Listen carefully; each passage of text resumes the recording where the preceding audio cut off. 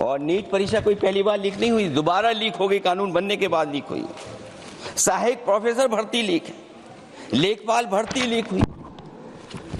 UP जैसे state जो सबसे बड़ा स्टेट है, जहां से प्रधानमंत्री चुन करके आते हैं, वहां तक पेपर लीक हो जा रहा है। और जो संस्था परीक्षा एग्जामिनेशन करा रही है, वो एनटीए में भी आउटसोर्स कर दिया आपने।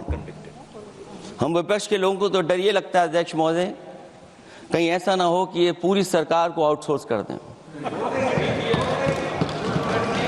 आउटसोर्स सरकार है, जो सबसे विश्वसनीय संस्था है, उसमें आउटसोर्स पे आपने कर्मचारियों को रखा हुआ है। किस बात की जवाबदेही है? यही अकाउंटेबिलिटी है आपकी? कहीं अकाउंटेबिलिटी ये तो नहीं है? आप अकाउंटेबिलिटी को ये कहीं समझ बैठे हो कि अकाउंट को भर दे वो एबिलिटी वाला ही हमें चाहिए?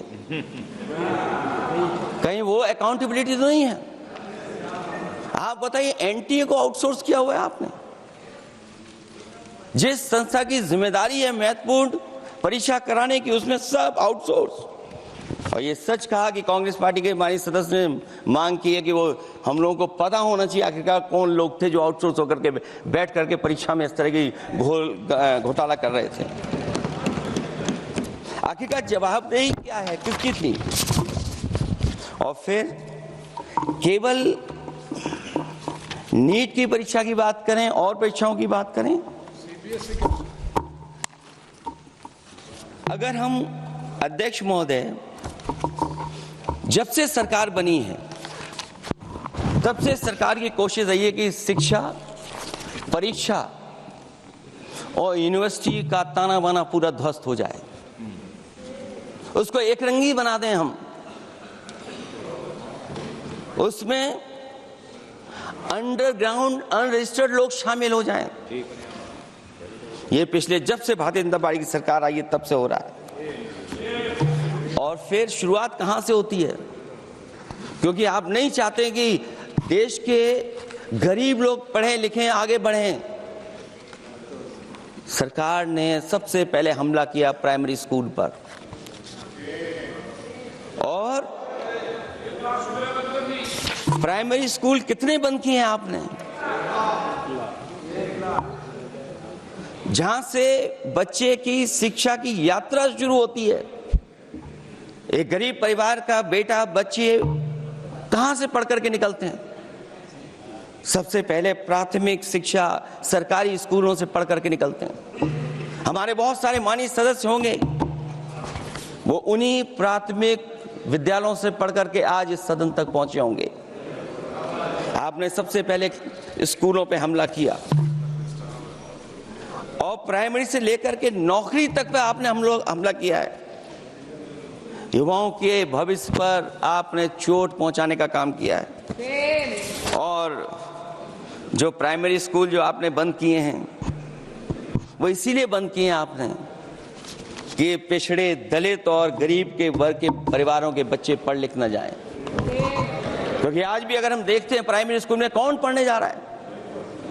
सबसे समाज के गरीब परिवार के बच्चे पढ़ करने जा रहे हैं।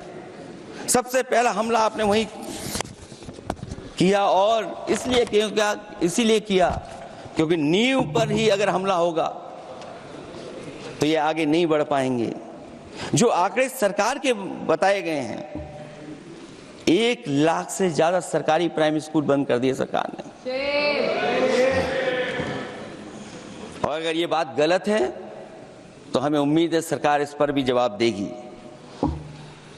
और अगर हम आंकड़े निकालें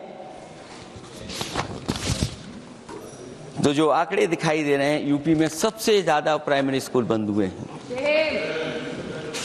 और ये सरकार के आंकड़े हैं कि 7 लाख से ऊपर विद्यालय थे जो अब 6 लाख रह गए हैं। और यूपी में तो सबसे ज्यादा बंद हुए हैं। उत्तर प्रदेश में 26,386 सरकारी प्राइमरी स्कूल बंद कर दिए सरकार ने। और केवल प्राइमरी स्कूल बंद नहीं किए हैं, नौकरी पे भी हमला किया है। 69,000 शिक्षक भर्ती को लेकर के बड़े पैमाने पर घोटाला किया गया, और घोटाला इतना बड़ा है कि वो सभी कोर्टों में गए हैं और पिछले कई वर्षों से आंदोलन कर रहे हैं। कोई स्थान नहीं बचा अध्यक्ष महोदय जहां पर वो शिक्षक भर्ती के लोग न गए हों। मंत्रियों के यहाँ गए हैं, आंदोलन किया है, हाई कोर्ट गए हैं, सुप्रीम कोर्ट गए हैं। लेकिन देखिए सरकार भी कमाल की है कि सरकार उनको नौकरी नहीं देना चाहती, और इसलिए नौकरी नहीं देना चाहती है क्योंकि उन्होंने भर्ती गलत की है, और भर्ती में जिन लोगों का अधिकार छीना है वो सबसे ज्यादा पिछड़े और दलित परिवार के बेटे जिनका अधिकार इस सरकार ने छीना है।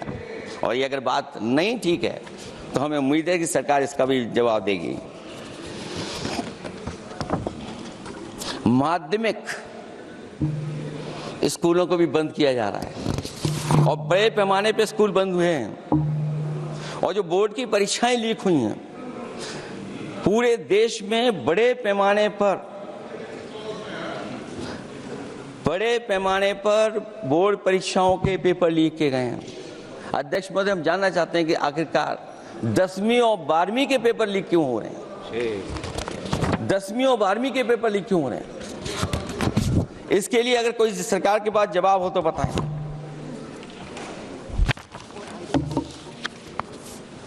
और जो बच्चों ने जान दी है नीट की परीक्षा में, जब परीक्षा का पेपर लीक हो गया है, अध्यक्ष महोदय मैं अपनी तरफ से, पार्टी की तरफ से और सभी की तरफ से उन्हें श्रद्धांजलि देता हूं। और हमें उम्मीद है कि सरकार उन बच्चों की मांग मानेगी जिन बच्चों ने ये शर्त रखी है कि उनके परिवार के लोगों को 1 करोड़ मुआवजा दिया जाए। जब उच्च शिक्षा में जिस तरीके से भर्ती हो रही है अध्यक्ष महोदय, जो उच्च शिक्षा की भर्ती है उसमें जो अपॉइंटमेंट हो रहे हैं उनके बारे में तो क्या चर्चा करें कि जब संस्था पे सबसे ऊपर बैठा व्यक्ति ही अन्याय करेगा तो पूरी संस्था में अन्याय होगा।